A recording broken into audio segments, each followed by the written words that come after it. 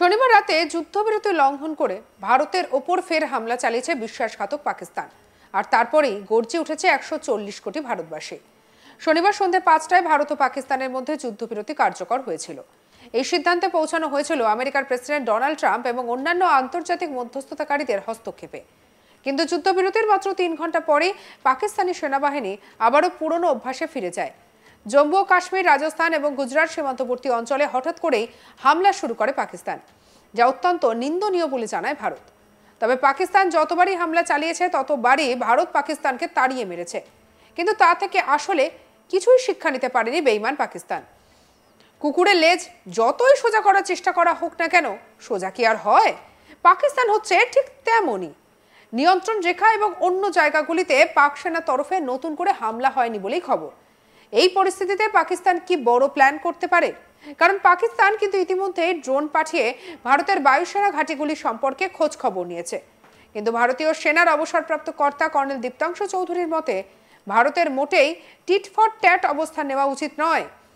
কারণ পাকিস্তানের যা ট্র্যাক রেকর্ড, তাতে পাকিস্তান হামলা করলেই পাকিস্তানকে প্রত্যাঘাত করা হবে, এটা ভাবার কোনো কারণ নেই। কারণ কর্নেল দীপ্তাংশু চৌধুরী জানাচ্ছেন যে তার মতে পাকিস্তানকে কোনো সুযোগ দেওয়া উচিত নয়। তাই পাকিস্তান ভারতের বিরুদ্ধে কোনো পদক্ষেপ করার আগে ভারতকে যোগ্য এবং কঠোর পদক্ষেপ করতেই হবে। কি বলেছেন এই বিষয়ে শুনবো। আমি যে লাইনটা দিয়ে শুরু করলাম, সুনজু, যদি আপনি নিজেকে জানেন মানে আপনি আপনার সামরিক বাহিনীর স্ট্রেংথ জানেন, আপনি আপনার ভারতের ইকোনমিক মাইটের স্ট্রেংথ জানেন, আর আপনি যদি শত্রুপক্ষ কি করতে পারে, তাদের কি অবস্থান, তাদের কি ডিসপোজিশন, তাদের ইকোনমিক অবস্থা কি, যদি যেটা জানেন, তাহলে জিত অনিবার্য। আমার মনে হয় ভারত এখানে কোনো না কোনো জায়গায় যারা ডিসিশন নিচ্ছে আমি তাদের দিকে কোনো আঙুল তুলছি না, বাট আমি অ্যাজ মাই পার্সোনাল ওপিনিয়ন, আমি একজন নাগরিক হিসেবে আমি ক্রিটিকও করব। কারণ ক্রিটিক আমি ভুলের জন্য করছি না, আমার ভারতকে আরো শক্তিশালীর জন্য। আমার মনে হয় ভারতের কোথাও না কোথাও যখন এটা শুরু হয়ে গেছিল, যখন আমরা জেনে শুনে পাকিস্তানের 100 কিলোমিটার ভেতরে ঢুকে তাদের জঙ্গি সংগঠন ধুলোয় মিশিয়ে দিয়েছি, আমরা জেনে শুনে রাওয়ালপিন্ডি, ইসলামাবাদ, লাহোরে অ্যাটাক করেছি, সেই জায়গায় যখন জিনিসটা একটা জায়গা তৈরি হচ্ছে, আমার মনে হয় ভারতের উচিত ছিল প্রোঅ্যাক্টিভ স্টান্স নেওয়া। টিট ফর ট্যাট না, তুমি মারলে আমি মারবো, একটা প্রোঅ্যাক্টিভ, যতক্ষণ না আমি প্রোঅ্যাক্টিভ হব যে পাকিস্তান মারলেই আমাকে মারতে হবে, পাকিস্তান পেহেলগাঁও করলেই আমাকে 9টা জায়গাকে না, আমি জানি পাকিস্তান কি করতে পারে, এবং সেই জায়গায় আমাকে ভারতের 140 কোটি মানুষের কথা ভেবে, ভারতের সার্বভৌমত্ব এবং ইন্টিগ্রিটির কথা ভেবে, সেই জায়গা থেকে পাকিস্তান কি করতে পারে সেটা আমরা জানি। ভারত আমার মনে হয় প্রোঅ্যাক্টিভ স্টান্স নিয়ে যা করা উচিত ছিল এবং যা করছে সেটাকে যতক্ষণ না নির্মূল করা হয়, শেষ করা হয়, ততক্ষণ ভারতের পিছিয়ে আসা উচিত। পাকিস্তানের থেকে বেশি যারা মেঘনাদ হয়েছিল, যারা মেঘের পেছন থেকে ভারতকে মারছিল পাকিস্তানের দ্বারা, তাদের প্রথমে চিহ্নিত করা উচিত। এই আমাদের অহনা বুঝতে হবে, in the larger perspective, in the macro geopolitical perspective, ভারতের ডিপ্লোমেসি, কূটনীতি পলিসি আমি জানি না, যারা কূটনীতিতে আরো মাহির তারা বলতে পারবে।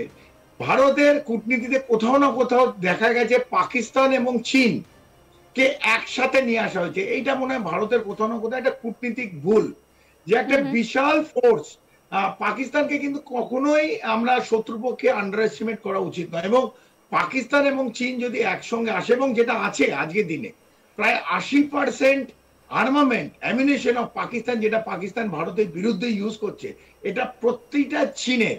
এবং যে সোয়ার্ম ড্রোন, এই যে সোনগার ড্রোন, যেটা ভারতের এই বিগত 3 দিন যেটা দেখেছে ভারত, এগুলো সমস্ত তুরস্ক থেকে এসছে। তো একদিকে তুরস্ক কেন? তুরস্ক আবার ন্যাটোর মেম্বার, তুরস্ক আবার কেন? তুরস্ক ওআইসির মেম্বার, মানে সমস্ত ইসলামিক যে কান্ট্রি আছে তার মেম্বার।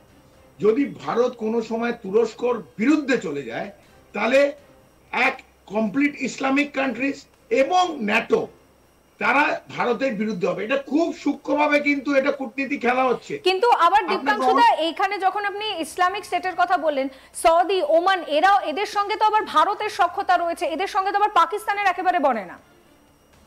এটা কি আপনার অনা মনে হচ্ছে? আমি বলেছি যে সরি, কূটনীতির জায়গায় যদি ক্রিটিক হয় আমাদের করতে হবে। আপনি কি কোন স্টেটমেন্ট এখন পর্যন্ত পেয়েছেন যে ভারতের পাশে দাঁড়িয়ে কোন দেশ বলেছে ভারত যেটা করছে ভালো করেছে, বেশ করেছে? পাকিস্তানের পাশে চায়নাকে দেখেছি, পাকিস্তানের পাশে তুরস্ক দেখেছি, আমরা জানি আমাদের পাশে রাশিয়া আছে, কিন্তু আমরা রাশিয়ার তরফ থেকে কোনো ওপেন স্টেট, রাশিয়া আমাদের দীর্ঘদিনের বন্ধু, যেদিন বিপদে থাকবে সেদিন আমার পাশে এসে দাঁড়াবে, কিন্তু আমরা সামনে কোন স্টেটমেন্ট এখন পর্যন্ত কিন্তু আমরা এদের এই রাষ্ট্রগুলোর থেকে ভারতের পাশে ওপেন স্টেটমেন্ট পাইনি। তাই ভারত, আমি বলছি, নিজেই শক্তিশালী।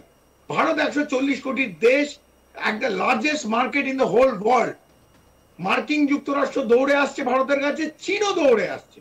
চীন সামনের থেকে কিছু করবে না, কোভার্টলি কিছু করবে না, সামনে থেকে করবে না। কি করবে? কোভার্টলি করবে, মেঘের পেছন দিকে করবে, যেটা ওরা করছে। কারণ ওদের ইন্টারেস্ট আছে। বালুচিস্তানে ওদের কয়েকশো লক্ষ কোটি ওখানে ইনভেস্ট করেছে, গোয়াদার পোর্ট বানিয়েছে। এবং বালুচ লিবারেশন আর্মি যখন স্বাধীনতা ঘোষণা করেনি সেই সময় দাঁড়িয়ে কিন্তু প্রকাশ্যে হুমকি দিয়েছে যে পাকিস্তান এবং চীনকে আমাদের টেরিটরির মধ্যে ঢুকতে দেব না। এটা তো চীনের কাছে একটা থ্রেট। দেখুন, ধমকি তখন এটা কার্যকর হবে যখন ওরা কিছু করতে পারবে। এখন পর্যন্ত বালুচিস্তান লড়াই করছে, বালুচিস্তানের লড়াইকে আমরা সম্মান জানাই, কারণ বালুচিস্তানের দীর্ঘদিনের একটা ইতিহাস আছে এবং পাকিস্তান তাদের একটা যেখানে একদম গলা দাবিয়ে মাটিতে রেখে দিয়েছে, সেখান থেকে একটা রেভলিউশন হচ্ছে, আমরা তার সম্মান জানাই। তারা যদি ভারতের সাহায্য চায় আমরা সাহায্য করব। পাখতুনা প্রভিন্স যদি ভারতের সাহায্য চায় ভারত সাহায্য করবে। পাক অধিকৃত কাশ্মীর যদি সাহায্য চায় ভারত সাহায্য করবে। কিন্তু ভারতের ফরেন পলিসি এই না যে পাক অধিকৃত কাশ্মীর, যেমন অনেকে বলে আমরা নিয়ে নেবো, বালুচিস্তান আমরা নিয়ে নেবো, না। ভারতের এরকম কোন ফরেন ডিপ্লোমেসি এবং পলিসি নেই। এই জিনিসটা প্রথমে বুঝতে হবে।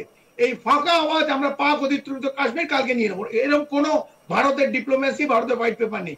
সরকার আসবে যাবে, ভারতের পলিসি চেঞ্জ হয় না। ভারতের সামরিক বাহিনীর যে পলিসি, যে স্ট্র্যাটেজি, সেটা চেঞ্জ হয় না। যে কোনো সরকার আসতে পারে, যে কোনো সরকার চলে যাবে, কিন্তু পলিসি দেশি হয়, কোন সরকারের না। এটা ভারতবর্ষের পলিসি। তো ভারতবর্ষের সার্বভৌমত্ব দেখতে গেলে আমাদের সেদিকে এগিয়ে যেতে হবে।